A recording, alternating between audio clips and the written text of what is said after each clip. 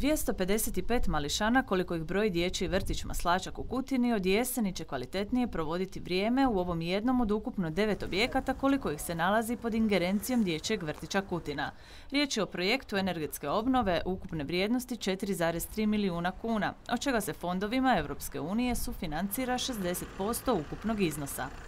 Ovom energetskom obnovom jasno napravit će se sve ono što je nužno prilikom realizacije ovakvog projekta, a to je znači stavljanje izolacije na vanjske zidove, ugradnja visoko učinkovitih sustava za proizvodnju tople vode, za visoko učinkovitog sustava za grijanje, izmjena krovišta, izmjena stolarije, i praktički onda očekujemo uštedu na energiji od 40 do 50%.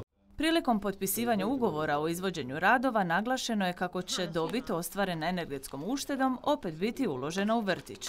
Kao prvo, mi smo jako stara zgrada, znači od 79. godine nam je unutarnji prostor zadnji puta u biti obnovljen i zadnji puta i renoviran.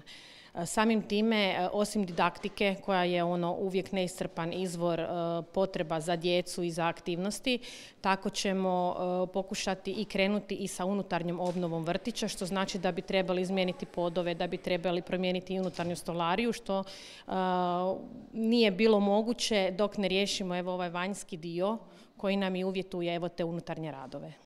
Grad Kutina može se podičiti aktivnom politikom kada je u pitanju energetska obnova objekata, jer je samo ove godine energetska obnova dovršena na ukupno 5 objekata, ali planovi tu ne prestaju. Pripremamo ugovor za energetsku obnovu ove naše zgrade gradske uprave. Vrijednost tog ugovora će biti oko 6,5 milijuna kuna, znači ukupno ćemo sada već početkom ove godine u energetsku obnovu naših objekata u Kutini uložiti 11 milijuna kuna, tako da smo sa te strane izuzetno zadovoljni, barem što se tiče ovih aktivnosti na energetskim obnovama naših objekata. Bitno je napomenuti kako će tijekom radova na zgradi dječjeg vrtića Maslačak, koji će izvoditi kutinska tvrtka s Lukom d.o.o., djeca neometano pohađati programe. Završetak radova na energetskoj obnovi dječjeg vrtića Maslačak je predviđen za 25.11.2019. godine. To je onaj konačni završetak radova, ali očekujemo da će radovi se odvijati na način da ćemo omogućiti boravak djece u dječjem vrtiću, znači nakon upisa 1.9.